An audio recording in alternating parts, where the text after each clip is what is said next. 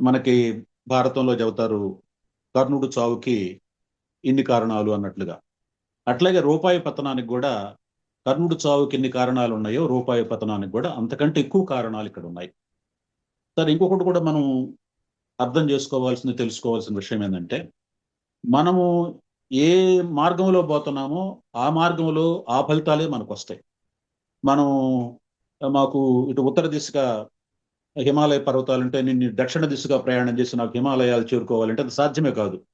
అట్లాగే ఇవాళ 1947 నుంచి క్రమంగా పతనం అవుతూ వస్తుంది రూపాయి. ఆ 47 ఆ ప్రాంతంలో $3.5కి ఇంకొంచెం ఆ ముందల రూపాయి డాలర్ సమానంగా ఉన్న సందర్భాలు కూడా ఉన్నాయి. అటువంటిది నాకు ₹8కి డాలరు వచ్చిన సందర్భాలు నేను చిన్నోడుగా నాకు తెలుసు. ₹100 సవర బంగారం, ₹110కు ఒక సవర బంగారం ఇచ్చిన రోజులు నేను చూశాను. అందువల్ల నాకు అనుభవం కూడా ఉంది కాబట్టి ఇవన్నీ కూడా మనం ఒక దీంట్లో చూద్దామని.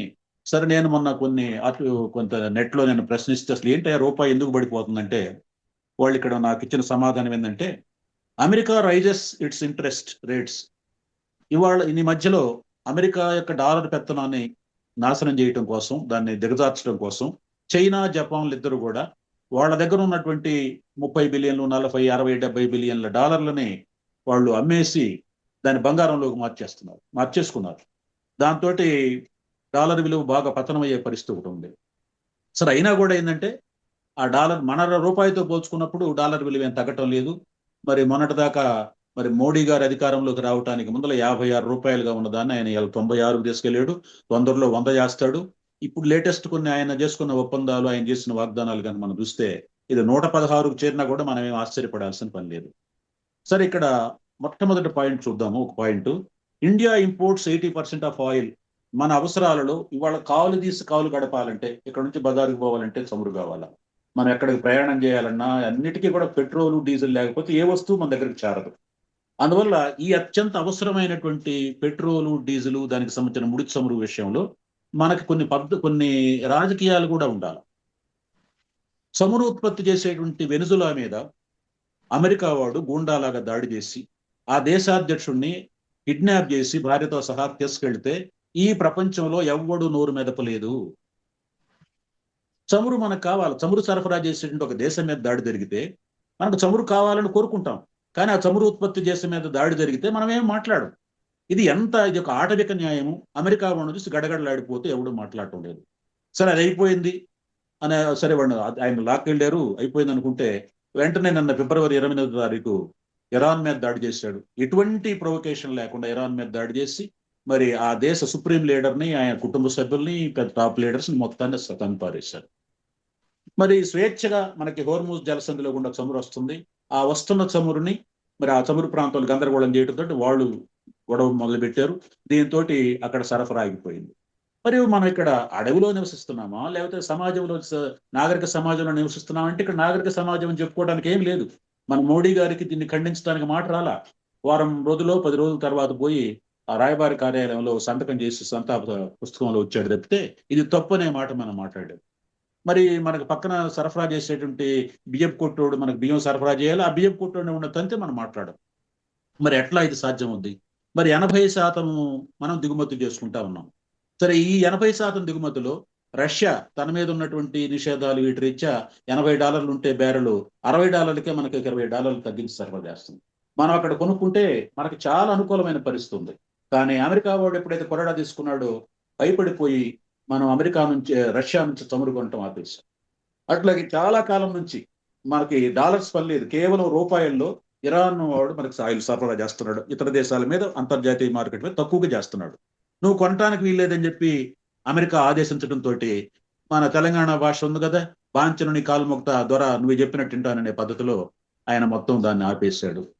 ఆయన మొన్న 2 నెలలు ప్రపంచం అంతా ధరలు పెరుగుతుంటే ట్రంప్ పర్మిషన్ ఇచ్చాడు. అబ్బాయి 2 నెలలు కొనుక్కోండి రష్యా దగ్గర. ఏంటి అసలు ఇది భారతదేశానికి స్వతంత్ర దేశమా ఏంటి అనేది చూస్తే మరి దారుణమైన పరిస్థితి ఉంది.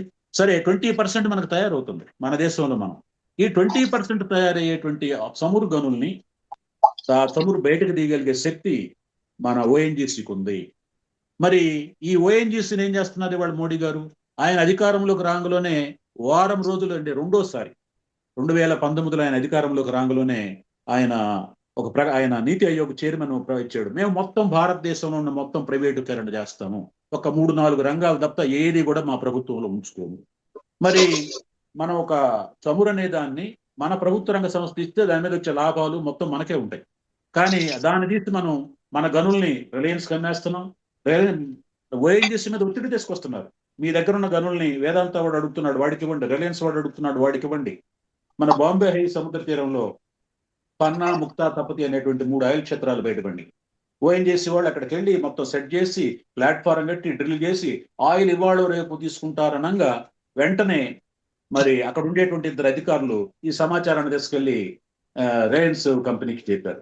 సార్, అక్కడ బంగారు గని లాంటి ఆయిల్ కనపడింది, 12-14 వేల కోట్ల రూపాయల చమురు అక్కడ ఉందని. వెంటనే వాళ్ళిద్దరు ప్రభుత్వంతో, రిలయన్స్ వాడు ప్రభుత్వంతో చేసి, ఇంతకీ రిలయన్స్ వాడికి పెట్రోలియం తవ్వి తీసే రిగ్గు కూడా చూస్తుండ్రు వాళ్ళు.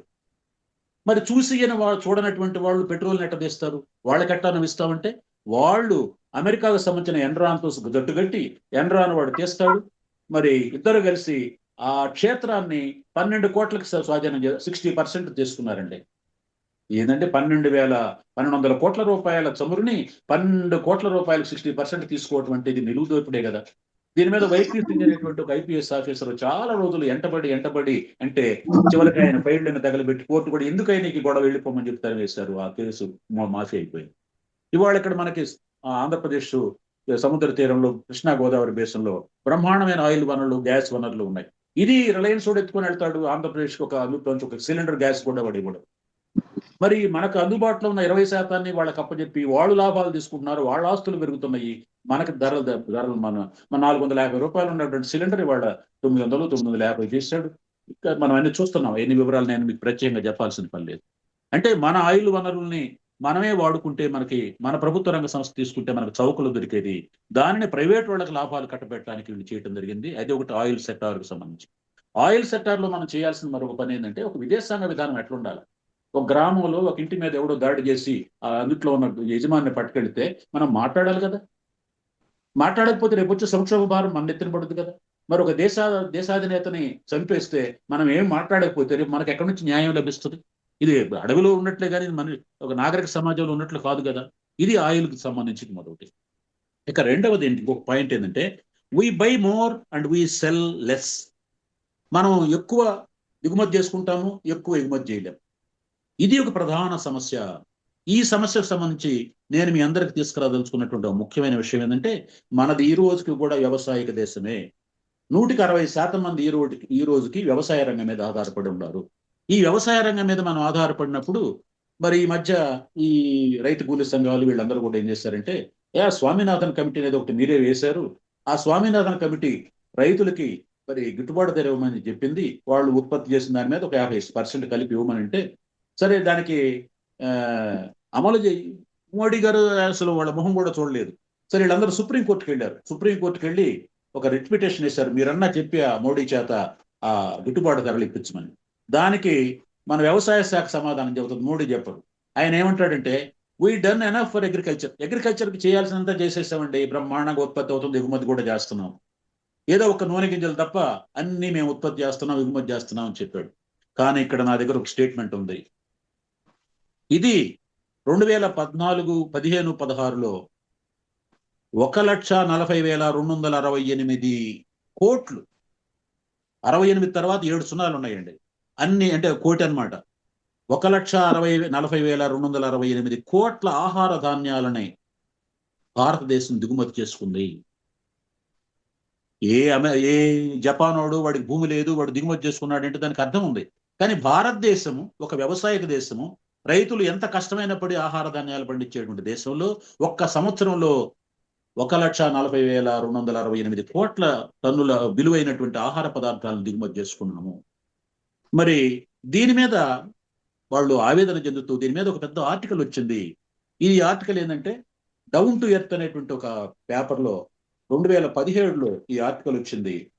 ఈ ఆర్టికల్లో వాళ్ళు ఏమంటారంటే, అయ్యా మేము పంజాబ్ నుంచి ఆ రైతు సంఘం వాళ్ళు అంటాడు, మేము ఖచ్చితంగా గోధుమలు పండించే సమయానికి ఆస్ట్రేలియా నుంచి దిగుమతి గోధుమల మీద 25% నుంచి 10% ఇంపోర్ట్ డ్యూటీ తగ్గిస్తున్నారు. ఆ 10% నుంచి 0 చేసి భారతదేశంలోకి గోధుమలు దిగుమతి చేస్తున్నారు.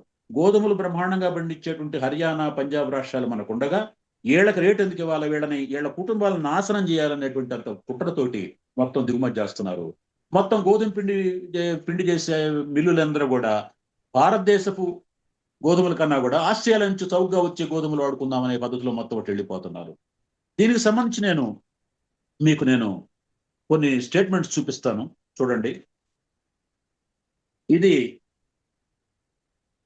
Government allows duty free import of maize 5 lakh tons.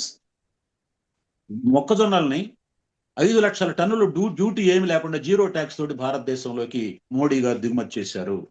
తర్వాత Modi government crop MSP plan may stroke inflation NITI Aayog.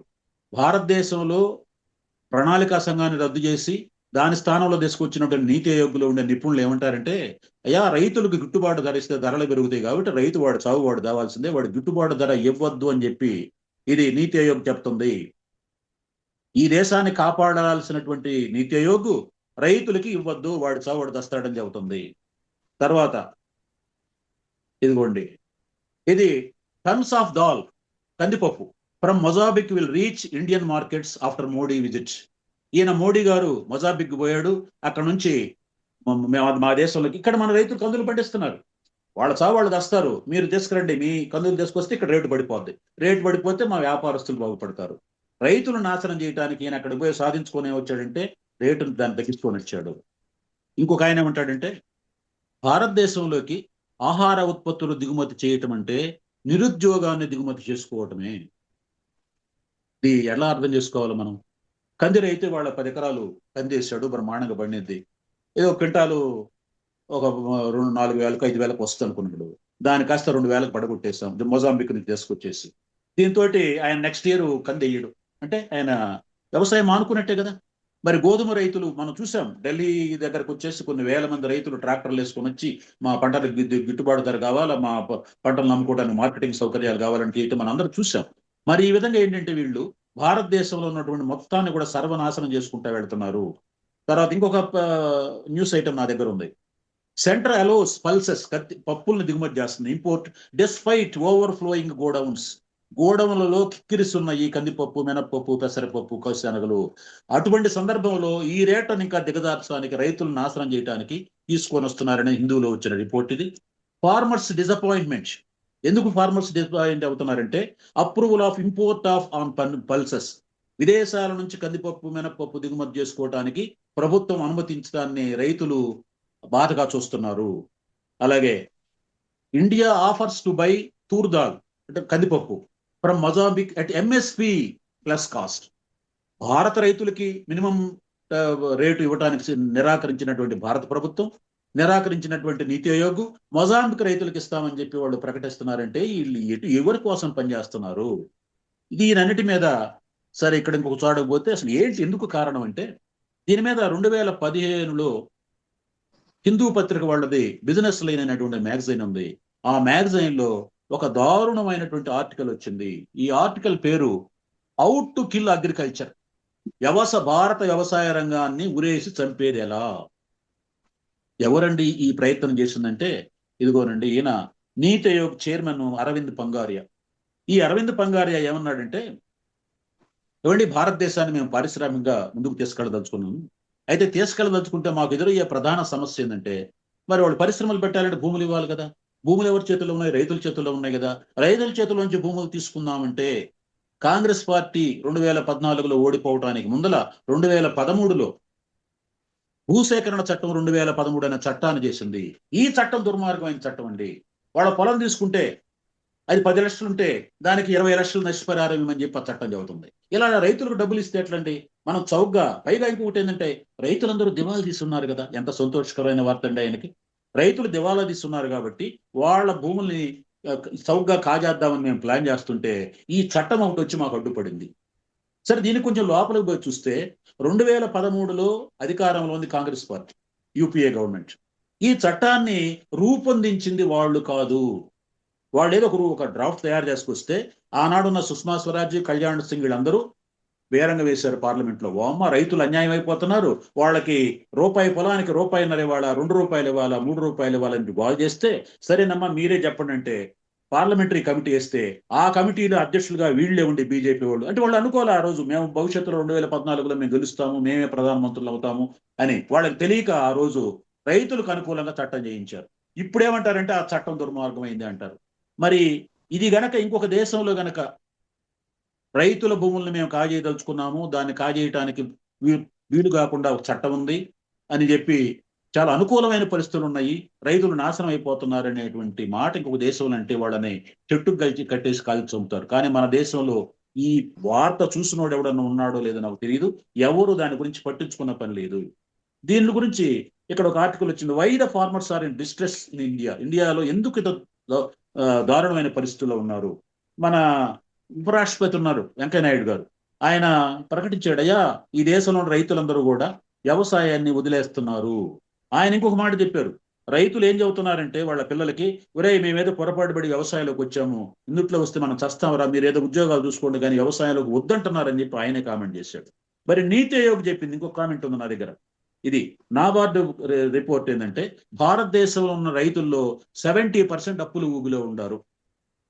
మరి నీతి ఆయోగ్ ఏముంటది, 70% ఉన్నారు, రేపు 89 అందరు అయిపోయి నాశనం అయిపోతే వాళ్ళ భూములన్నీ తీసుకొని పారిశ్రామిక రంగానికి, ఇంతకీ వీళ్ళు ఏమైనా పరిశ్రమలు వీళ్ళు సాధిస్తున్నారంటే ఏమీ లేదు, అది మొత్తం బోగస్సు. అది నేను ఇక్కడ చూపిస్తా. అంటే సంవత్సరానికి మనము 1,40,000 కోట్లు, 40,268 కోట్ల రూపాయల లెక్కన ఒక వ్యవసాయ, అవన్నీ డాలర్లు కట్టాలి కదా, మనం విదేశాల మారకు ఇవ్వాలి కదా, ఇస్తే మన దగ్గర ఎట్టుంటాయి, మనం ఎంత ఎగుమతి చేస్తున్నాము ఎంత దిగుమతి చేస్తున్నాము రెండు సమానంగా ఉంటే అప్పుడు మన రూపాయి విలువ స్టడీగా ఉంటుంది. కానీ మనకు ఉన్న వస్తువులు కూడా మనం దిగుమతి చేసుకుంటున్నాం, ఉన్న ఆహార పదార్థాలు మనం దిగుమతి చేసి ఎందుకు చేసుకుంటున్నాం అంటే రైతులు నాశనం చేయాలా, రైతులు నాశనం చేసి వాళ్ళ భూములను చౌకగా తీసుకొని, నిన్న మన లోకేష్ గారు అన్నారు ఎకరా నేను రూపాయికైనా ఇచ్చేస్తాను అని. మరి ఆ విధంగా వాళ్ళకి ఇవ్వాలనేటువంటి ఒక ధోరణి వాళ్ళ దేశంలో వస్తూ ఉంది. ఇది మోస్ట్ డేంజరస్. వ్యవసాయ రంగంలో మనం అనుసరించే విధానాలు మన దిగుమతుల్ని పెంచుతున్నాయి, ఎగుమతులను ఆపేస్తున్నాయి. ఇంకా అందులో లోపలికి పోయి చూస్తే మనం ఏమి దిగుమతి చేసుకుంటున్నామంటే బాసుమతి బియ్యం ఒకటేనండి, అది కూడా దాన్ని దొరికితే తెచ్చి ఉండేవాళ్ళే కానీ బాసుమతి బియ్యం తప్ప మొత్తం సమస్త చివరి కూరగాయలతో సహా తీసుకొస్తున్నాము.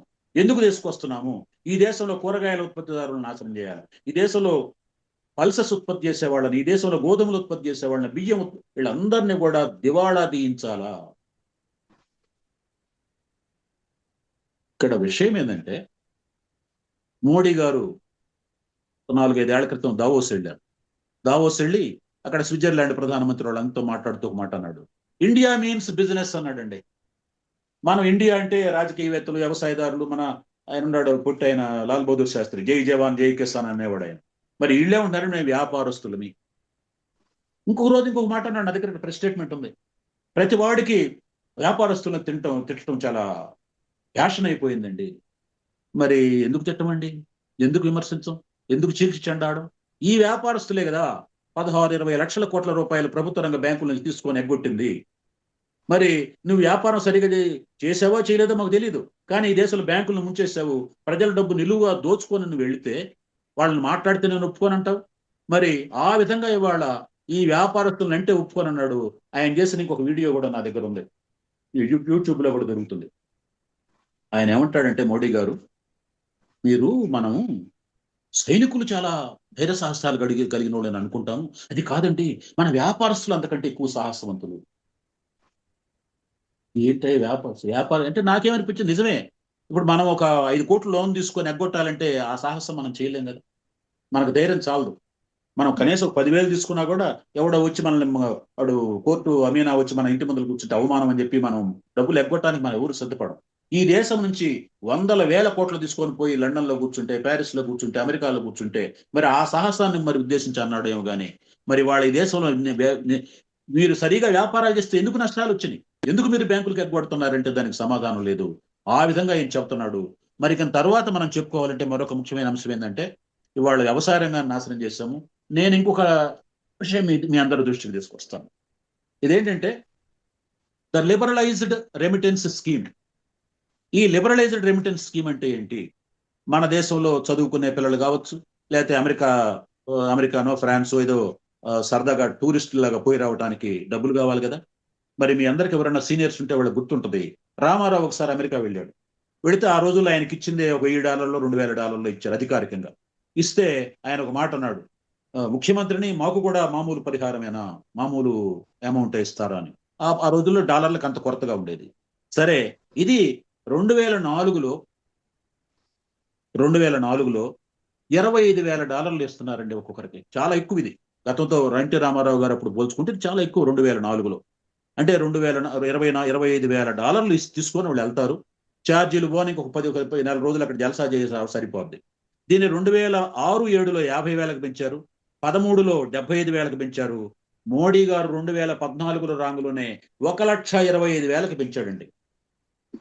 ఒక కుటుంబం భార్యాభర్త, కొడుకు, కూతురు నలుగురు బయటకు వెళ్తుంటే నలుగురు $4,25,000 $5,00,000 వీళ్ళు తీసుకొని బయటకు వెళ్తే మన ఫారిన్ ఎక్స్చేంజ్ ఇక్కడ ఏముంటుందండి? నువ్వు ఏమి చేసి సంపాదించావు కాబట్టి $5,00,000 తీసుకొని వెళ్తావు, అమెరికా పోయి జల్సా చేస్తావు, లేకపోతే దుబాయ్ పోయి జల్సా చేస్తావు. సరే, అంతటితో ఆగాడా? అంతటితో ఆగకుండా దాన్ని వాళ్ళ 2,50,000కి తీసుకెళ్ళాడు. 1,25,000 నుంచి 2015 నుంచి. ఈ రకంగా పోయిన లెక్క నేను తీశాను, నెట్లోంచి తీస్తే 2015లో $1.3 బిలియన్ మన వాళ్ళు తీసుకొని వెళ్ళారు. 19-20లో 1 నుంచి 18 బిలియన్లకు వెళ్ళిందండి. 18.76 బిలియన్లు. 2021-22లో 19.6, 22-23లో $24 బిలియన్. ఇప్పుడు 2023-24లో $31.7 బిలియన్ విదేశ మార్గ ద్రవ్యము వీళ్ళు సరదాగా తీసుకొని వెళ్ళారు. ఇంకా లోపలికి పోయి పరిశీలిస్తే ఏళ్లలో 80% మంది 90% మంది ఎవరుంటారు? గుజరాత్ వాళ్ళు. గుజరాత్ వ్యాపారులు చట్టబద్ధంగా మనందరి కళ్ళ ముందలనే మన సరిహద్దులు దాటి కోట్ల డాలర్లు ఈ దేశం నుంచి తరలించుకొని వెళితే మరి మనకి డాలర్లు ఎక్కడి నుంచి వస్తాయండి? Royalty payments. ఈ రాయల్టీ పేమెంట్ ఏంటంటే, ఇప్పుడు ఇందాక మేడం గారు ఒక పుస్తకం రాసామన్నారు. ఆ పుస్తకాన్ని నేను తీసుకొని నేను ప్రింట్ చేసి అమ్ముకుంటే ఆ కాపీకి నేను $100 అమ్ముకుంటున్నాను, ఆ మేధోశక్తి అంతా మీది కాబట్టి ఒక కాపీకి $100 కాపీకి ఒక $10 $20 మీకు రాయల్టీ ఇస్తామంట. అంటే ఆమె మేధోశక్తిని నేను వాడుకున్నందుకు ఒక 10% తీసుకోవడం. కానీ ఇక్కడ ఇదేంటంటే ఫస్ట్ ఇది ఎక్కడ స్టార్ట్ అయిందంటే మారుతి సుజుకితో స్టార్ట్ అయింది. వాడు తుండు కొట్టేసుకొని వచ్చాడు భారతదేశం. వాడు తెచ్చింది 20,000 కోట్లు కూడా లేదు. మరి ఇవాళ వాడు ఆస్తి 2.5 లక్షల కోట్ల రూపాయల ఆస్తులు వాడు ఇక్కడ సంపాదించాడు. వాడికి కావాల్సిన ఫారిన్ ఎక్స్చేంజ్ భారత ప్రభుత్వం సంపాదించి, దీని మీద నేను స్పెషల్గా ఒక ఆర్టికల్ రాశాను, అది తర్వాత లేదు గొప్పదా. మొత్తానికి వాడు ఏమంటున్నాడంటే, వాడు మనకేం టెక్నాలజీ ఇవ్వాల. టెక్నాలజీ గురించి ఒకప్పుడు కేరళకు సంబంధించిన కరుణాకర్ అని మినిస్టర్ ఉన్నాడు, కాంగ్రెస్ మినిస్టర్, ఎవరైనా సీనియర్స్ ఉంటే గుర్తుంటుంది. ఆయన చాలా కాలం డిమాండ్ చేశాడు, నువ్వు టెక్నాలజీ ఇవ్వమంటే నేను ఇవ్వనన్నాడు, ఇవ్వనన్నాడు. చివరికి వాడి ఒత్తిడికి తట్టుకోలేక కాంగ్రెస్ గవర్నమెంట్ చేతులు ఎత్తేసింది. ఇక తర్వాత వాడు ఇవ్వలేదు. సరే, వాడి టెక్నాలజీ వాడు వాడుకున్నాడు, మనకేం ఇవ్వలేదు. కానీ వాడు మన దేశంలో మా టెక్నాలజీని భారతదేశపు గడ్డ మీద వాడుకున్నాను కాబట్టి నాకు రాయల్టీ కావాలని చెప్పి మొదలుపెట్టి తీసుకొని వెళ్తున్నాడండి వాడు. ఇవాళ ఆ డేటా అంతా ఇక్కడ ఉంది, మొత్తం నేను నెట్లోంచి సంపాదించాను. ఇది వాడిని చూసి హిందుస్థాన్ లీవర్ లిమిటెడ్ వాడు, బ్రిటానియా వాడు, లేకపోతే ఇంకొక కంపెనీ వాడు, కాల్గేట్ వాడు, వీళ్ళందరూ కూడా వాళ్ళ టెక్నాలజీ మనకి ఇవ్వరు. మీకు ఎవరికైనా సీనియర్స్ గుర్తుంటుంది, ఒకప్పుడు ఆ జార్జ్ ఫెర్నాండెస్ కోకోకోలా మీద గొడవ పడ్డాడు. మీరు మా దేశంలోకి రావాలంటే మీ ఫార్ములా మొత్తం మాకు చూపిస్తేనే ఇస్తానంటే అప్పుడు ఒప్పుకోకపోతే వాడిని తరిమేశారు. తర్వాత మళ్ళీ లిబరలైజ్ అయిన తర్వాత ఇవన్నీ కూడా ఆర్థిక విషయాలు వాడు మళ్ళీ దేశంలోకి వచ్చాడు. ఆ కోకోకోలా ఎట్లా తయారు చేస్తాడు, అది సీక్రెట్ వాడిదే. మరి వీళ్ళందరూ కూడా ఈ పెప్సోడెంట్ కానీ కాల్గేట్ కానీ వీళ్ళందరూ వాళ్ళ ఉత్పత్తులు వాళ్ళు సీక్రెట్ గా తయారు చేసుకుంటున్నారు.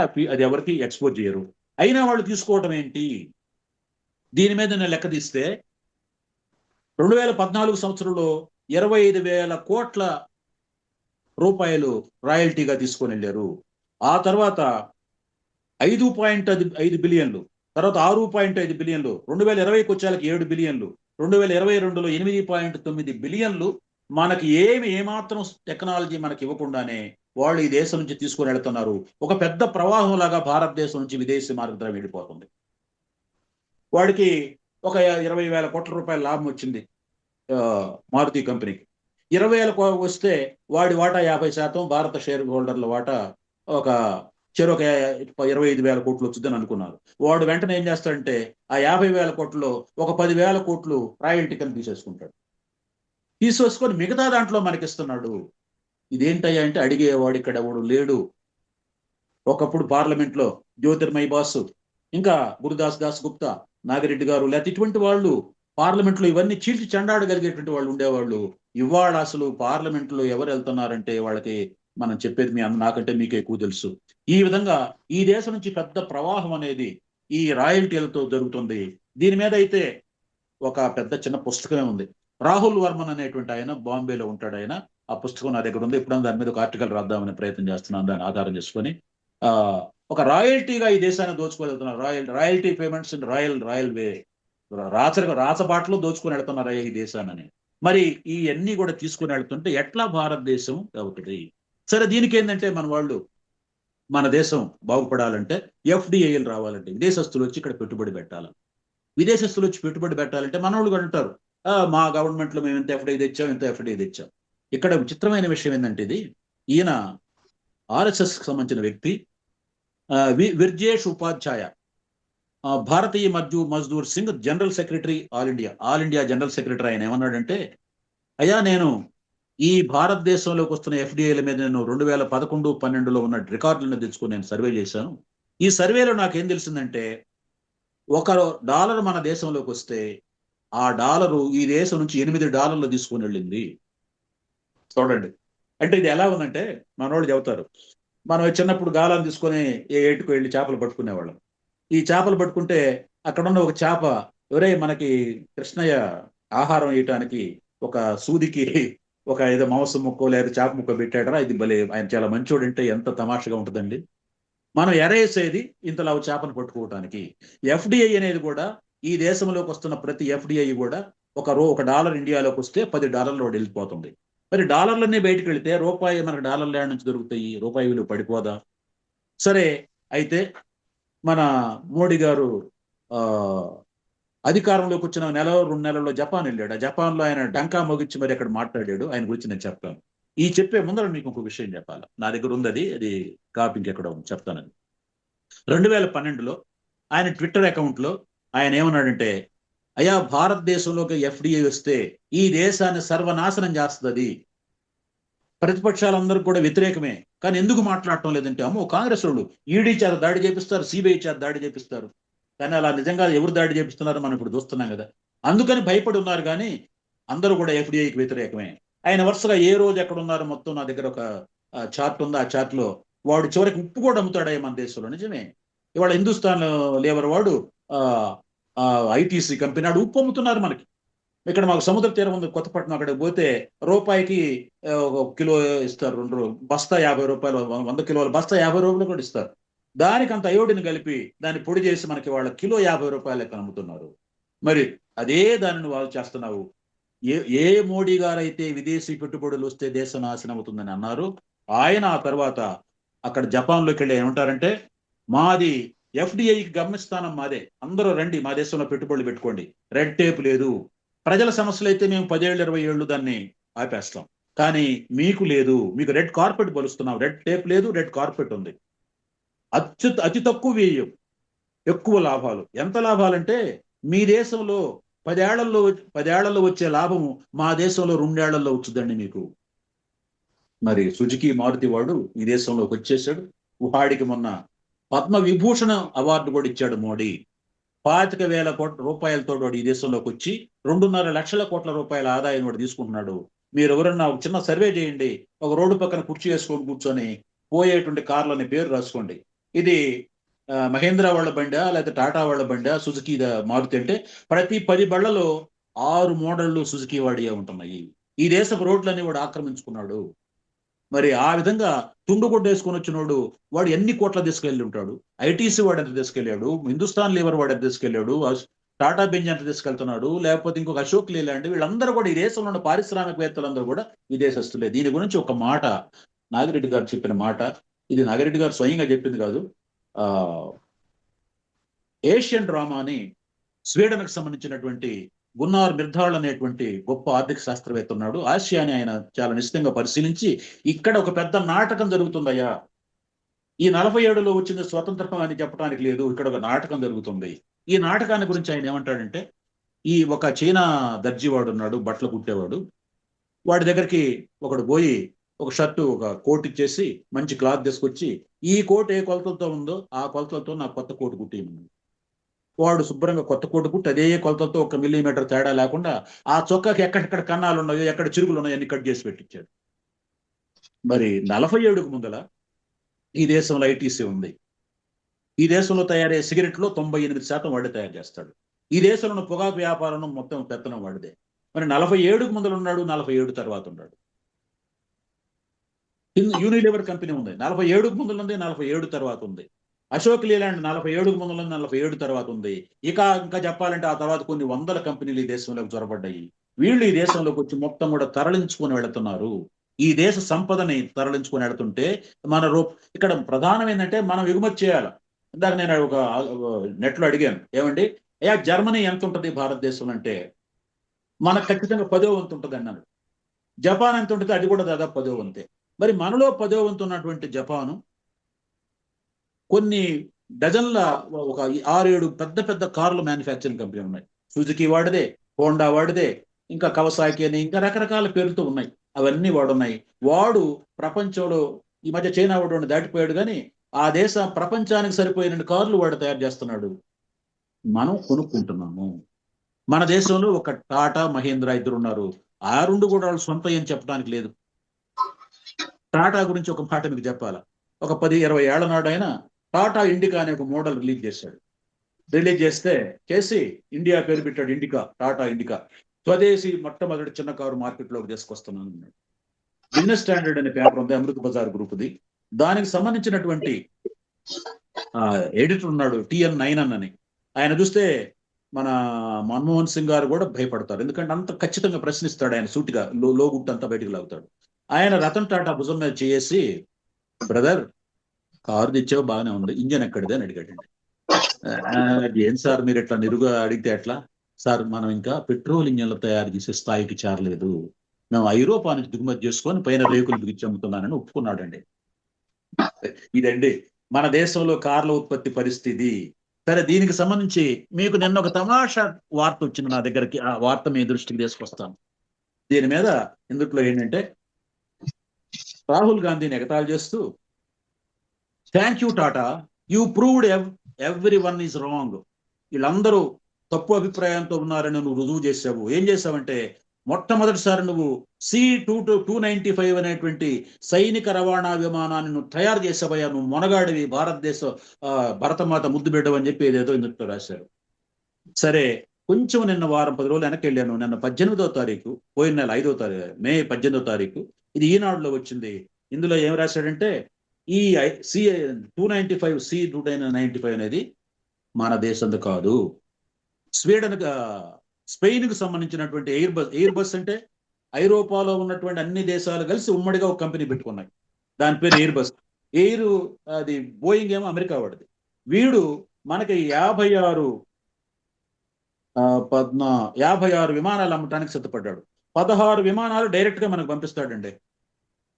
మిగతా విమానాలు స్పేర్ పార్ట్లు తీసుకొచ్చి ఇక్కడ టాటా అడ్వాన్స్డ్ గోడౌన్లో బిగిస్తారు. స్క్రూ డ్రైవర్ తో మనం బిగిస్తాము. దీనిని ఇది స్వదేశీ విమానము, మనం విజయం సాధించాము. నిన్న మొన్న కూడా ఈనాడులో రాసుకొచ్చాడు. ఇంకేముందండి, మన విమానాలు మనమే తయారు చేసుకున్నాం అంటే నాకు ఎంత నవ్వు వచ్చిందంటే, ఇక్కడ మాకు మార్కెట్ దగ్గర సైకిల్ షాప్ ఉంది. ఆ సైకిల్ షాప్ అంటాను, నేను సైకిల్ ఫ్యాక్టరీ అన్నాను. ఎందుకంటే ఆ సైకిల్ చక్రాలు, టైర్లు అన్ని తీసుకొచ్చి అక్కడ 2 వర్షాలు కూర్చొని సాయంకాలానికి 10 సైకిల్ బిగిస్తారు. దాని సైకిల్ కర్మాగారం మనం అసెంబ్లింగ్ చేస్తున్నామంటాము. ఈ అసెంబ్లింగ్ ని మనం ఇవాళ వీళ్ళు ఎంత ఊదర కొడుతున్నారు ప్రపంచాన్ని. పేపర్లు తయారు చేసామంటే, ఎక్కడ తయారు చేసావు, నీకేం చేస్తావంటే స్పష్టంగా అందుట్లో ఈ మొత్తం అసెంబ్లీ చేస్తామని చెప్పి రిపోర్ట్ మొత్తం దాని మీద సంబంధించిన సమాచారం అంతా నా దగ్గర ఉంది. మరి ఇది ఒక్కటి కాదండి, ఇంకా మీకు చెప్పాలంటే ఇదిగో ఇక్కడ ఇంకోటి ఉంది.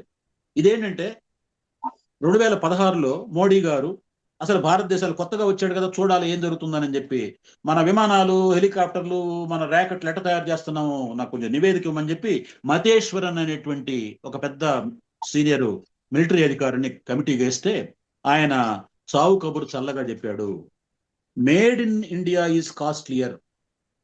అయ్యా, భారతదేశంలో రష్యా నుంచి వచ్చి సుకోయ్ ఫైటర్ జెట్లు తయారు చేస్తున్నాం, అవి మనం తయారు చేయటం లేదు, మనం బిగిస్తున్నాము.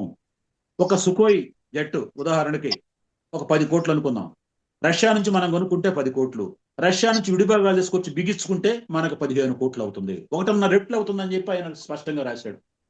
అట్లాగే హెలికాప్టర్ల తయారీకి మనం ప్రాసెస్ పెట్టుకున్నాం, గోడ మీద రాసుకున్నాం. మనం తయారు చేసే ప్రతి హెలికాప్టర్లో 80% భారతదేశపు వస్తువులు ఉండాలా, 20% మాత్రమే మనం దిగుమతి చేసుకోవాలని దాన్ని తిరగదిప్పి చదువుకుంటున్నాం కూడా. 80% విదేశాల నుంచి వచ్చే విడిభాగాలకి 20% రేకులు కలిపి హెలికాప్టర్ తయారు చేసుకుంటున్నాము.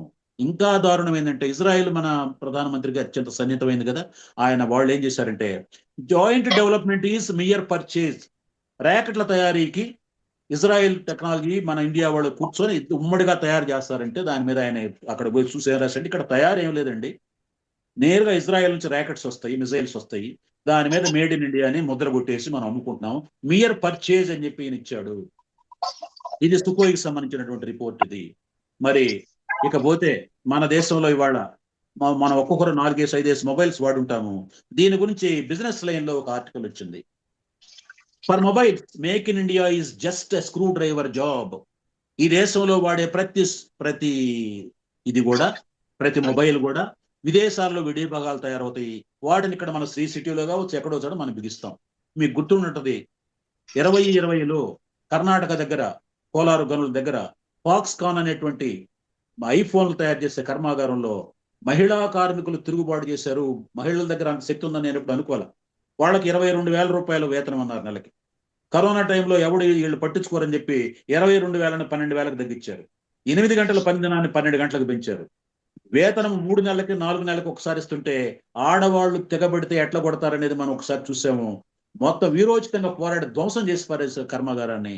అక్కడ కూడా జరుగుతుంది ఏంటంటే ఐఫోన్ వాడు అమెరికా వాడు తైవానోడికి కాంట్రాక్ట్ ఇస్తే తైవాన్లో తయారు చేస్తే వాడి కూలి 50,000 ఇవ్వాల్సి వస్తుంది. కాబట్టి ఇండియాలో 20,000కి 10,000కి చేస్తారు, ఎక్కడికి తీసుకొచ్చారు. అక్కడ జరుగుతుంది అదే. మరి ఈ విధంగా ఇవాళ ఇవన్నీ చేస్తున్నారు. రక్షణలో పెద్దపేట వేస్తామని, ఈ పెద్దపేటలో జరిగేది అంతా ఏంటంటే విదేశీ వస్తువులు తీసుకొచ్చి మనం ఇక్కడ చేసుకోవటమే. ఇక్కడ ఇంకొక వార్త ఉంది నా దగ్గర. ఈ వార్త ఏంటంటే Trump administration strongly support selling of F-16 and F-18 to India. భారతదేశానికి F-16 మనం చేద్దాము. సరే, దాని మీద అమెరికా కాంగ్రెస్ లో చర్చ జరిగింది.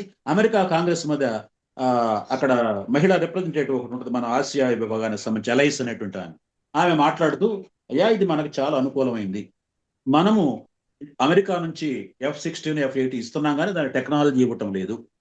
ఇచ్చినందువల్ల మనకు ఎంత ఉపయోగం అంటే మన 50 రాష్ట్రాలలో 1,20,000 ఉద్యోగాలు వస్తాయండి అమెరికాకి మనం అమ్మితే. అవి అమెరికాలో తయారు చేయడానికి 1,20,000 ఉద్యోగస్తులు పనిచేస్తే ఆ విమానాలు తయారవుతాయి, మనకు అంటగడతారు. ఈ అంటగట్టినందువల్ల ఈ చుట్టుపక్కల మన పనోడులాగా మన భారతదేశం మనకు అక్కడ సరిహద్దులు కాపలాగా మనకు ఖర్చు లేకుండా చైనా సముద్రం, ఈ ప్రాంతాల్లో హిందూ మహాసముద్రము, బంగాళాఖాతి ప్రాంతంలో మన ఏజెంట్గా వాళ్ళు పనిచేస్తారు. ఇది ఇస్తే మన దేశానికి లాభము. మనం ఇప్పుడు దాకా 40 బిలియన్లు ఎక్స్పోర్ట్ చేస్తున్నాం భారతదేశానికి, ఇదైతే 120 బిలియన్లకు వెళ్తుంది. అంటే ఒకవైపున రక్షణ రంగం మొత్తం కూడా విదేశీ వస్తువులతో నిండిపోతుంది.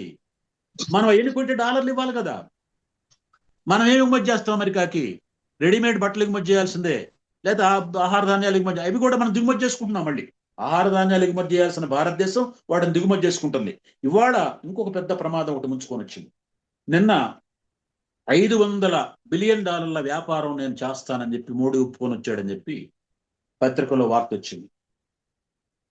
ఒకటేంటంటే 1,00,000 కోట్ల పెట్టుబడి అదానీ పెడతాడు. ఎందుకంటే అదానీ మీద కేసు ఉంది, బ్రైబరీ కేసు ఉంది. ఈ కేసులో జైల్లో ఏమంటావా, 1,00,000 కోట్లు మా దేశంలో వచ్చి పెడతావా? మనం ఒకప్పుడు మన దేశంలో పెట్టుబడులు లేవని అల్లాడుతూ మన దేశం నుంచి 1,00,000 కోట్లు తీసుకెళ్తాడు. ఎక్కడ తీసుకెళ్తాడండి? మన బ్యాంకుల నుంచే కదా. మన బ్యాంకు నుంచి, రిజర్వ్ బ్యాంకు నుంచి డబ్బులు తీసుకొని పోయి అమెరికాలో పెట్టి కేసు కుట్టేయించుకుంటాడు. ఇది ఒక్కటే కాకుండా ఇంకొక 500 కోట్ల రూపాయల బిలియన్ డాలర్ల విలువైనటువంటి వస్తువులు 5 ఏళ్లలో దిగుమతి చేసుకుంటాం. సంవత్సరానికి $100 బిలియన్ వస్తువులు. ఇక్కడ విషయం ఏంటంటే గతంలో అమెరికాకి చైనాకి గొడవ రాకముందల అమెరికా నుంచి సోయాబీన్స్ లేకపోతే ఆహార గోధుమలు ఇవన్నీ కొనుక్కొని వాళ్ళు పందులు గది మేపుకొని దాన్ని మాంసంగా మార్చుకొని వాళ్ళు తింటున్నారు. వాళ్ళు ఆపేశారు. ఆపేయడంతో అమెరికా రైతులు కత్తి తీసుకొని నిలబడ్డారు. ఇక్కడ మా గోధుమలు అమ్మించుకుంటే ఈసారి మా ఓట్ల కోసం మా దగ్గరికి కొట్లాస్తామని. అందువల్ల చచ్చినట్టు వాళ్ళ గోధుమలు లేకపోతే వాళ్ళ సోయాబీన్స్ ఇవన్నీ కూడా వ్యవసాయ ఉత్పత్తులని మన నెత్తిన రుద్దబోతున్నారు. మరి ఎన్ని రుద్దితే రూపాయి విలువ ఎక్కడికి పోతండి? మనకు అక్కర్లేనటువంటి వ్యవసాయ ఉత్పత్తులు మనం దిగుమతి చేసుకుంటే ఏమైపోద్ది మన దేశం? ఇది రైతుల ప్రయోజనాలు ఏమవుతాయి అని చూస్తే మనకి అయిపోద్ది. మరి ఈ విధంగా రాబోయే ప్రమాదం ఇవాళ 96లో 97లో ఉంది, 120 కూడా చూస్తాం మనము. మోడీ గనక నేను దీని మీద ఆర్టిఫిషియల్ ఇంటెలిజెన్స్ క్వశ్చన్ వేశా. ఏమండి, మోడీ గారు $500 బిలియన్ విలువైన వస్తువులు దిగుమతి చేసుకుంటున్నాడు కదా, మరి నాకు ఫ్యాక్ట్ చెప్పమంటే వాళ్ళు నసిగి అది ఓరల్గా అనుకున్నారు, సంతకం పెట్టలేదు అంటాడు. మరి ఓరల్గా అనుకున్నా కూడా ట్రంప్ను ఎదిరించేటువంటి శక్తి మన మోడీకి ఉందా? అది ఉందో లేదో మనందరికి మీకు తెలుసు. సరే, ఇంకొక ముఖ్యమైన విషయం ఇక్కడ ఉంది. ఇదేంటంటే మొన్న 10 రోజుల నాడు పేపర్లో వచ్చింది. ఇది 18/5/26 వచ్చింది, మే 18వ తారీఖు. ప్రుడెన్షియల్ చేతికి భారతీయ లైఫ్. భారతదేశపు ఒక ఇన్సూరెన్స్ కంపెనీని బ్రిటన్కి సంబంధించిన ప్రుడెన్షియల్ కొనింది. దాని డీటెయిల్స్ అన్ని కూడా నెట్లోంచి నేను డౌన్లోడ్ చేశా. మరి మన దేశంలో అతి గొప్ప సంస్థ ఏంటంటే ఎల్ఐసి. మనందరము ఎల్ఐసి కడతాం, 400 మంది కడతాం, ఒకడో ఇద్దరు చచ్చిపోతారు, మిగతా డబ్బులన్నీ అక్కడ మిగులుతాయి. ఆ డబ్బులు తీసుకొచ్చి నాగార్జున ప్రాజెక్టు కట్టుకోవచ్చు, లేదా విశాఖకు కట్టుకోవచ్చు. ఆ విధంగా పెద్ద క్యాపిటల్ని మన ప్రభుత్వానికి అందించేటువంటి ఒక కామధేనువు మన ఎల్ఐసి. అటువంటి దాంట్లో వరుసగా 25 అన్నాడు, 30 అన్నాడు, 40 అన్నాడు. 100% మా దేశంలో నువ్వు వచ్చి ఇన్సూరెన్స్ కట్టించుకొని మొత్తం ఎత్తుకొని వెళ్ళిపో. నాకు చిన్న స్కూటర్ ఉంది, ఆ స్కూటర్కి వాడు ఫోన్ చేస్తాడు, లంబార్డీ ఏదోట, ఇదేదో విదేశాన్ని. అంటే నా స్కూటర్ ఇన్సూరెన్స్ కట్టేది భారతదేశ కంపెనీ కాదు, ఒక విదేశీ కంపెనీ. నాకు ఏ యాక్సిడెంట్ జరగలేదు, వాడి నుంచి నాకు ఇవ్వలేదు. నేను 20 ఏళ్ల నుంచి నా 10 ఏళ్ళు ఒక స్కూటర్, ఇంకొక 10 ఏళ్ళు స్కూటర్ పడితే 20 ఏళ్ళు నేను కట్టిన డబ్బు మొత్తం నాకు వాడు ఎత్తుకొని వెళ్ళిపోయాడు, అమెరికా ఎత్తుకొని వెళ్ళిపోయాడు. మరి డాలర్లన్నీ వాళ్ళు ఎత్తుకొని వెళ్తుంటే నీ రూపాయి విలువ ఎక్కడ ఉంటుంది? మనకు చేతైన పనులు, దానికైనా టెక్నాలజీ కావాలన్నా? ఏమి ఆటం బాంబు కాదు కదా అది. అమ్మో ఇది ఎట్లా ఈ క్రిటికల్ మాస్ ఇవన్నీ మనకు అడిగి తెలుసు. ఆఫ్టర్ ఆల్ ఇన్సూరెన్స్ రంగము అతి సులభంగా డబ్బులు సంపాదించే ఇన్సూరెన్స్ రంగాన్ని వాళ్ళ చేతులకు పెట్టిన తర్వాత ఒక పెద్ద ప్రవాహం, నాగిరెడ్డి గారు అంటారు, ఈ దేశం నుంచి పెద్ద ప్రవాహం భారతదేశం సంపద వెళ్ళిపోతా ఉంది. సంపద వెళ్ళిపోతుంది కాబట్టి ఇది అవుతుంది. సరే, ఇవాళ గతంలో ఒకప్పుడు అంత ఎక్స్చేంజ్ అంతా కూడా బంగారంలో జరిగేది. ఇది ఇంత బంగారం ఇవ్వాలా. ఆ తర్వాత బ్రిటిష్ వాడు వచ్చిన తర్వాత వాడి పౌండ్ అంతర్జాతీయ ద్రవ్యంగా మారింది. ఆ తర్వాత అమెరికా వాడు పెత్తనం వచ్చిన తర్వాత అమెరికా వాడు డాలర్ని పెత్తనం చేశాడు. అయితే వాడు ఎన్ని డాలర్లు మనకు చలామణి చేస్తున్నాడు, అంత బంగారం వాడి దగ్గర పెట్టుకొని ఒక 100 కోట్ల బంగారం వాడు పెట్టుకొని 1,00,000 కోట్ల ప్రింట్ చేసి మనకి ఇవ్వాలి. మనం నాకు ఇవి నోట్లు వద్దంటే వాడు బంగారం మనకి ఇవ్వాలి. కానీ వాడు 1970లో హెన్రీ కిస్సింజరు, నిక్సన్ అధికారంలో ఉన్నప్పుడు వాళ్ళకు దుర్మార్గం చేశారు. అరబ్ దేశాల దగ్గర కూర్చొని మీరు మీ యొక్క చమురుని డాలర్లోనే అమ్మాలా, మా దగ్గర డాలర్లు తీసుకొని వాటిలో అమ్మాలా, $డాలర్స్గా మార్చేశారు. మనకి ఏ వస్తువు కావాలన్నా డాలర్లో, కానీ వాడి దగ్గర ఆ బంగారం లేకుండానే కాగితాలు ప్రింట్ చేసి పంపిస్తున్నాడు. నిజానికి డాలర్ విలువ చాలా తక్కువ ఉండాలా, కానీ ఒక రౌడీ వాడు వచ్చి ఒక చిత్తు కాగితం మీద 100 రాసి, రే ఈ నోటు తీసుకొని నాకు టిఫిన్ పెట్టమంటే కత్తి చూసి భయపడి, సార్ ఇది 100 రూపాయల నోటు అని తీసుకొని మనం పెడతాం, లేకపోతే వాడు చంపుతాడు. ఇవాళ డాలర్ పెత్తనం అలా సాగుతుంది. ఆ డాలర్ పెత్తనాన్ని తగ్గించి మన రూపాయి విలువ, మన దేశాల కరెన్సీ విలువ నిలబెట్టుకోవటానికి మరి బ్రిక్స్ సమావేశం జరిగితే మన మోడీ గారి పాత్ర ఏందండి? అక్కడ పోయి అక్కడ సమాచారం అంతా మరి ట్రంప్కి చెబుతున్నాడు, అందరూ బ్రిక్స్ కరెన్సీ ఒకటి ఏర్పాటు చేసుకుందాము, మనకు డాలర్లు అక్కర్లేదు, ఇరాన్ దగ్గర పోయి చమురు కొనుక్కుంటే మన రూపాయలు ఇస్తాం, వాడు చచ్చినట్టు ఆ రూపాయలతో మన వస్తువులు తీసుకొని వెళ్తాడు. రష్యా వాడికి ఇస్తే రష్యా వాడు బుద్ధి అట్లా జరుగుద్ది. అందువల్ల అటువంటి వచ్చిన అవకాశాలను తీసుకోకుండా అమెరికాకు దాసోహం అని చెప్పి మొత్తం అది చేసుకుంటా వెళుతున్నాం. తర్వాత నిన్న నేను ఇందాక ఉదయం చూస్తుంటే నాకు వార్త దొరికింది. ఇదేంటంటే భారతదేశపు HTT-40 కోసం హనీవెల్ అనే అమెరికాలో కంపెనీ ఉందండి, ఆయుధ కంపెనీది. అది విమానాలను ట్రైనింగ్ ఇస్తారు, ముందుల యుద్ధ విమానాలు. ఆ ట్రైనింగ్ కి కావాల్సినటువంటి ఇంజను, ఇది కూడా ఇందాక నేను చెప్పినట్టుగానే ఇవాళ 3 సెట్లు ఇచ్చాడు, ఒక సంవత్సరంలో ఒక 10 ఇస్తాడు. ఆ తర్వాత విడి భాగాలు తీసుకొచ్చి ఇండియాలో బిగిస్తాం. మేము జెట్ ఇంజన్లు తయారు చేస్తున్నామని మనం డబ్బా కొట్టుకుంటాం. ఎట్లా జరుగుద్ది ఇది? ఏమవుతుంది ఇక్కడ? తర్వాత మన ఆయిల్ క్షేత్రాలు ఇది మొత్తం వేదాంతకి ఇచ్చేసాడు. ఈ వేదాంత అంటే ఎవరు? వీడు వాళ్ళ భారతదేశంలో లేడు, అనిల్ అగర్వాల్. అక్కడెక్కడో బీహార్లో వీడు. మనకు ఉంటారు చూడండి, చెత్త కాగితాలు, పాత ఇనప సామాన్లు కొనుక్కునే కుట్టు అనమాట వాడిది. వాడి వాళ్ళ ఈ దేశంలో ఎట్లా డబ్బు సంపాదించడం అర్థం చేసుకున్నాడు. ఈ దేశంలో ఉన్నటువంటి జింకు కర్మాగారాలు ఎన్ని కొనేసి వాడు రియల్ ఎస్టేట్ గా మార్చుకున్నాడు. మొత్తం ఈ దేశాన్ని తీసుకున్న ఆయిల్ క్షేత్రాలు కూడా చేస్తున్నాడు. మరి ఇనప తుక్కు అమ్ముకునేవాడు ఆయిల్ ఎట్లా తెస్తాడు? దానికేముందండి, ఒక ఆస్ట్రేలియా కంపెనీనో, కెనడా కంపెనీనో, స్వీడన్ నుంచో, నార్వే నుంచో వాళ్ళు వస్తే వాళ్ళు తీసి పెడతారు, మన వాళ్ళకి డబ్బులు ఇస్తాం.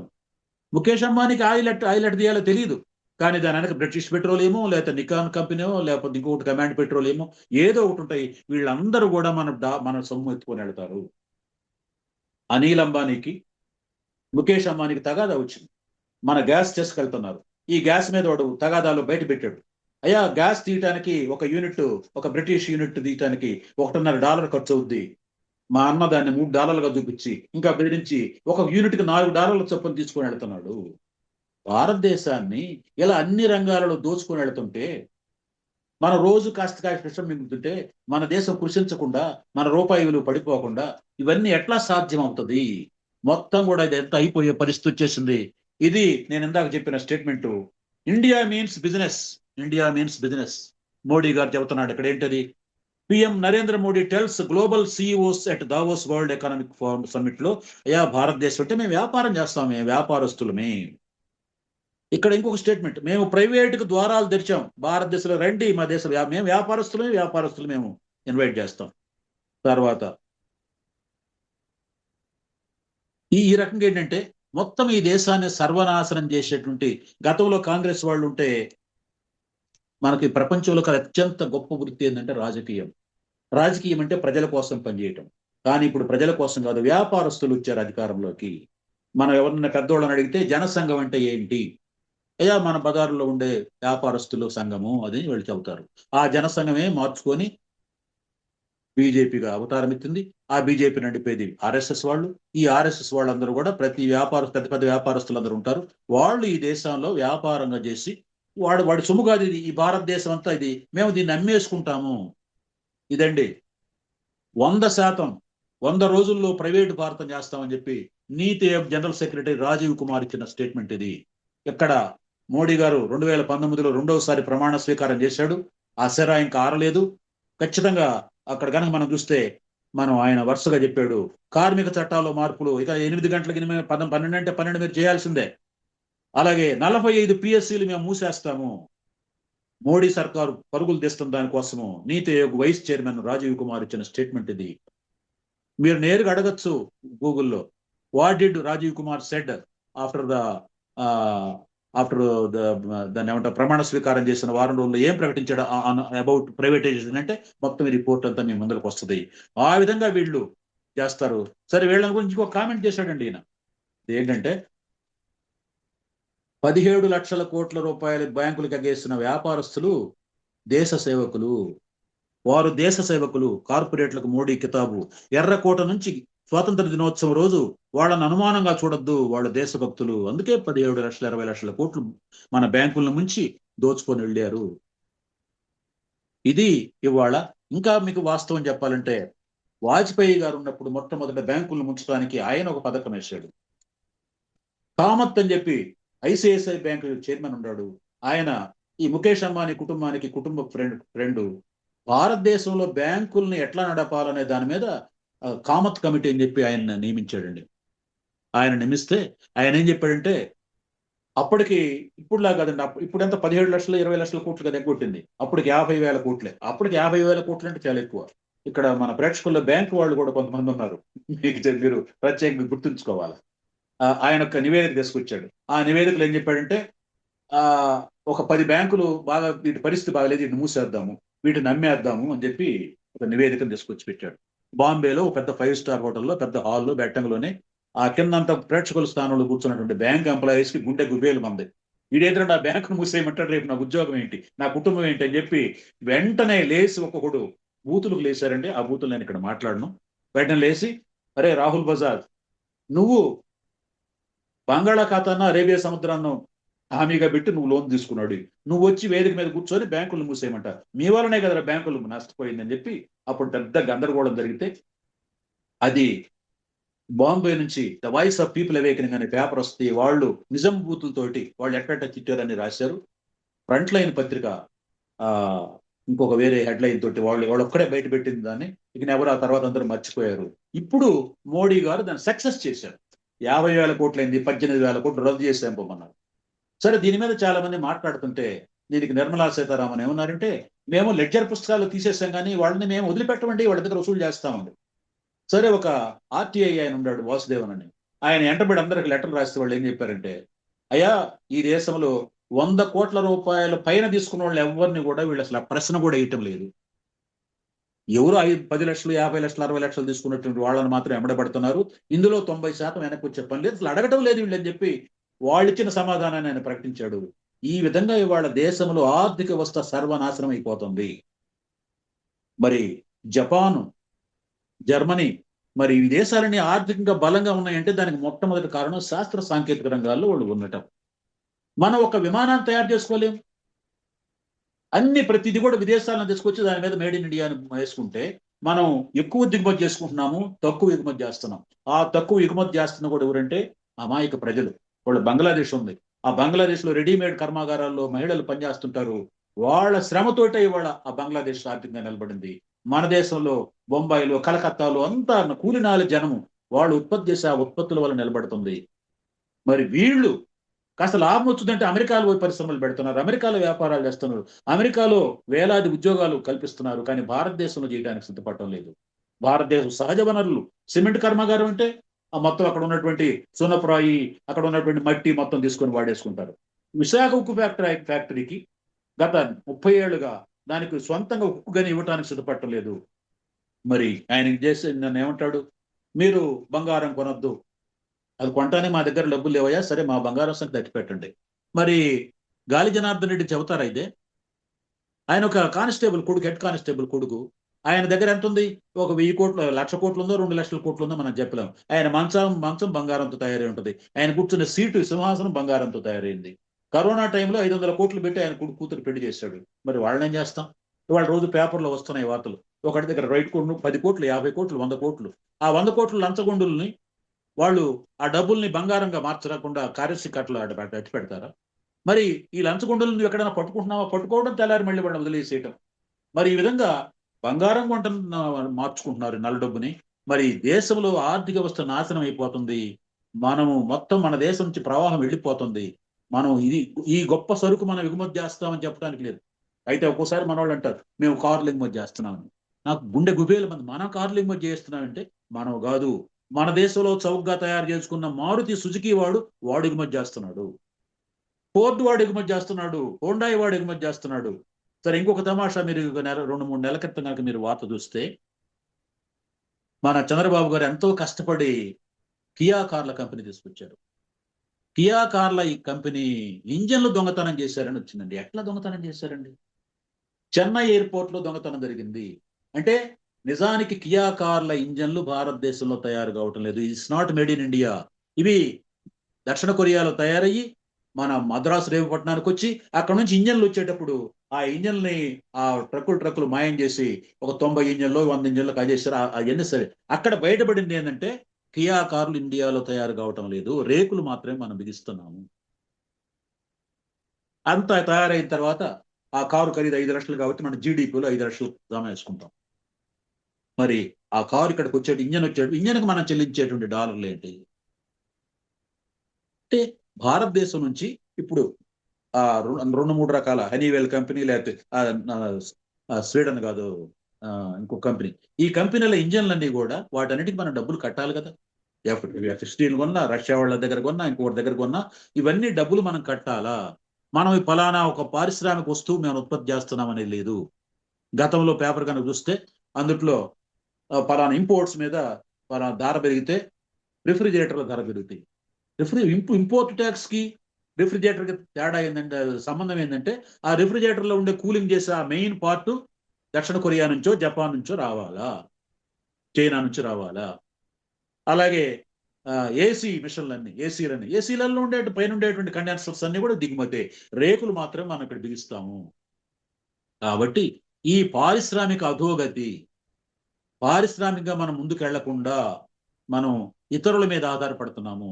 దీని మీద ఒక 15-20 ఏళ్ళ ఒక కమిటీ ఇస్తే, ఆ కమిటీ ఏం చెప్పిందంటే, భారతదేశం దగ్గర కూడా కొంత టెక్నాలజీ ఉందండి, అయ్యా మీరు ఫ్రిడ్జులు తయారు చేయాలంటే మా దగ్గరకు రండి, టెక్నాలజీ ఇస్తామంటే మన పారిశ్రామికవేత్తలు ఏమన్నారండి, ఏందయ్యా పనికి మాలిన టెక్నాలజీ, ఆ జపాన్ వాడు తీసుకొచ్చి బిగుచుకుంటూ అయిపోయేదానికి నీదేందని చెప్పి ఎవడు భారత గవర్నమెంట్ ఇచ్చేటువంటి నాసి రకం తక్కువ స్థాయి టెక్నాలజీ తీసుకోవడానికి ఎవరు సిద్ధం లేదు. ఇది అబిద్ హుస్సేన్ కమిటీ అనుకుంటాను. ఇది ఆ కమిటీ రిపోర్ట్ క్లియర్ గా ఇచ్చేసింది. వాళ్ళ వ్యవసాయ రంగాన్ని నాశనం చేస్తున్నాము, పారిశ్రామిక రంగాన్ని పరాధీనం చేస్తున్నాము, ఇన్సూరెన్స్ రంగాన్ని చేస్తున్నాము, అన్ని రంగాలు నాశనం చేసుకుని వెళుతూ వ్యాపారస్తుల కోసం చేస్తున్నారు. మనోళ్ళు రోజు పేపర్లో ఫేస్బుక్ లో పెడుతున్నారు, అయ్యా పత్రికా స్వాతంత్రంలో అధోగతి, హ్యాపీనెస్ లో అధోగతి, అయితే ఒక్క దాంట్లో టాప్ లో ఉన్నాము, ఏంటంటే ఈజ్ ఆఫ్ డూయింగ్ బిజినెస్. వ్యాపారం చేసుకోవటంలో మాత్రము 80లోంచి 100కి 120 వెళ్ళిపోతుంది. వ్యాపారం చేసుకునేవాడికి ఒక్కడికి తప్ప ఈ దేశంలో సామాన్య ప్రజలు ఎవరికి కూడా మంచి అవకాశాలు లేనటువంటి పరిస్థితి ఇవాళ మనం సృష్టించాము. ఈ పరిస్థితుల్లో ఇవాళ ఒక్క రోజులో నిన్న 4 లక్షల కోట్ల రూపాయలు ఈ షేర్ మార్కెట్ నుంచి ఎత్తుకొని వెళ్ళిపోయారు. 4 లక్షల కోట్ల రూపాయల డాలర్లు మార్చుకొని వెళ్ళిపోయాడు. ఇక్కడ డాలర్ లేవు. డాలర్ల కోసం పోతే వాడు 90 రూపాయలకి ఏమైనా ఒక డాలర్ 196 రూపాయలు ఇస్తే కానీ డాలర్ అయినట్టున్నాడు. డాలర్ల కొరత, రూపాయల విలువ తక్కువ. మరి రేపు 500 బిలియన్ల డాలర్ల వస్తువులు అమెరికా నుంచి దిగుమతి అయితే అప్పుడు రూపాయి పరిస్థితి ఏమవుతుంది, ఎంత కిందకి వెళ్ళిపోద్ది? ఇవన్నీ వెళ్ళేటప్పుడు ప్రధాన సమస్య ఏంటంటే, ఇవాళ మోడీ రాకముందల 17,000 కోట్లలో ఉన్నాడు మన గౌతమ్ అదాని. ఇవాళ 8 లక్షల కోట్లు, 10-11 లక్షల కోట్లకు వెళ్ళారు. ప్రతిరోజు ఆయన ఖాతాలో జమ అయ్యేది రోజుకి 1,600 కోట్ల రూపాయలు ఆయన ఖాతాలో జమ అవుతున్నాయి. ఆయన ఈ మధ్య ఒక ప్రకటన చేశాడు, ఏమండి నేను ఏరోడ్రోములన్నీ కొనేసా ఇండియాలో, ఇవన్నీ కూడా ఆ ఏరోడ్రోములో పనిచేయటానికి నేను 15,000 రూపాయల జీతం ఇస్తాను రమ్మన్నాడు. 10,000ని 30తో భాగారిస్తే ఎంతండి? రోజుకి 500 ఆయన ఇచ్చే కూలి. బొంబాయిలో, గ్రేటర్ బాంబేలో ఒక సామాన్య కార్మికుడు, ఒక సామాన్య ఉద్యోగి 15,000 ఆయన జీతం ఇస్తే ఇంటి దగ్గర నుంచి ఆటో వేసుకొని పని ప్రదేశానికి పోవటం, సాయంకాలం అక్కడి నుంచి రావటానికి ఎంత అవుతుంది? 450 రూపాయలకు వచ్చిన గ్యాస్ సిలిండర్ నువ్వు 950 చేసావు. గ్యాస్ ఎట్లా కొనుక్కోవాలాడు? పిల్లల్ని ఏం చదివించుకోవాలా? ఇంట్లో భార్య ఉంటే ఆమె చూసుకోవడానికి కేబుల్ కనెక్షన్ తీసుకుంటే దానికి 200-300 ఎంత? దాని ఖరీదేంటి? అసలు ఉప్పు ఏంది, పప్పు ఏంది, బియ్యం ఏంటి? వీటన్నిటికీ ఎట్లా జరుగుతాయంటే దీని గురించి మాట్లాడేవాడు ఎవడు లేడు. ఇది రేపు వచ్చే విదేశాల నుంచి వచ్చే వస్తువులన్నీ ధరలు పెరిగిపోతాయి. డీజిల్ పెరిగిపోయింది. డీజిల్ పెరిగిపోవడంతో లారీ వాడు కిరాయి ఎక్కువ తీసుకున్నాడు వాడు కూరగాయల ధరలు పెరుగుతాయి, ఉప్పు ధర పెరుగుతుంది, పప్పు ధర, ప్రతి ఒక్కటి పెరుగుతుంది. సరే, వాళ్ళు ప్రకటన ఇచ్చేసాడు కేంద్ర ప్రభుత్వం, రోజుకి 200 లీటర్లకు మించి మేము ఇవ్వము, డీజిల్ ఇవ్వము. మరి హఠాత్తుగా రోడ్డు మీద ఆగిపోతే ఏంటంటే వాళ్ళ గతి? ఈ విధంగా మొత్తం ఏంటంటే ఈ దేశాన్ని నాశనం చేస్తున్నాడు. ఈ అన్ని ఫలితాల వల్ల కర్ణుడి చావుకి ఇన్ని కారణాలు అన్నట్టుగా చివరికి ఈ రోజు మన రూపాయి ఎక్కడికి పోద్దంటే మనం చెప్పలేము. దాన్ని వేగవంతం చేస్తున్నాడు మోడీ. ఆయన స్వయంగా చెప్పుకుంటున్నాడు, మనం దేశభక్తులు, వ్యాపారస్తులు దేశభక్తులు, కార్పొరేట్లు దేశభక్తులు, వాళ్ళని మనం గౌరవించాలా. కాబట్టి వాళ్ళ చేతుల్లోకి వెళ్ళిందంటే మొట్టమొదటిసారి. ఇది గతంలో ఉన్న వాళ్ళు ఎంతో కొంత అవినీతి అయినా కూడా రాజకీయ లక్షణాలు ఉండేది. ఇప్పుడు రాజకీయాలు పక్కన పెట్టి వ్యాపారాన్ని గురించి నసీరుద్దీన్ కథల్లో చెబుతాడు. ఒక వ్యాపారి పెద్ద గోతిలో పడ్డాడు. ఎవడు పోయి చెయ్యమన్నాడు, చెయ్యి ఇవ్వడట. ఒక తెలివైనడు పోయి చెయ్యి ఇస్తే ఇయ్యమని అడిగితే వాడు ఎవడు చెయ్యి అందుకోమంటే, అంటే తీసుకోవడం తప్పితే ఇవ్వటం తెలియదు వ్యాపారస్తులకి. రైతులు నాశనం అయిపోయినా ఇంకొకరు నాశనం అయిపోయినా వాళ్ళకి ఏం పట్టదు. మరి వాళ్ళ ఆ కేసులో, అమెరికాలో కేసులో ఇరుక్కొని 1,00,000 కోట్లు అమెరికాలో పెట్టుబడి పెట్టే పని కేసును రద్దు చేస్తా, లేకపోతే జైలు అంటున్నాడు. దానికి 1,00,000 సిద్ధమయ్యాడు. ఈ రేపు 1,00,000 నేను అనుకున్నా ఏ బ్యాంకుకి ఇసురు పెడతాడు, ఏ బ్యాంకులను మోసం చేసి తీసుకొని వెళ్ళిపోతాడనే భయం మనలో ఉంది. అలాగే 500 బిలియన్ డాలర్ల అది కనుక జరిగితే సంవత్సరానికి 100 బిలియన్ డాలర్ల అమెరికా సరుకులు ఇండియాలోకి వస్తే రూపాయి మన హయాంలోనే 116 ఉంది కదా మన భారతీయ సంఖ్య. ఆ 116 దాటి ఇంకెక్కడికి వెళ్తామో మనం చెప్పలేము. ఇది మొత్తం భారత ప్రజలకి, సామాన్య ప్రజలకి కూడా చాలా ప్రమాదకరమైన పరిస్థితుల్లో మనం ఉన్నాం.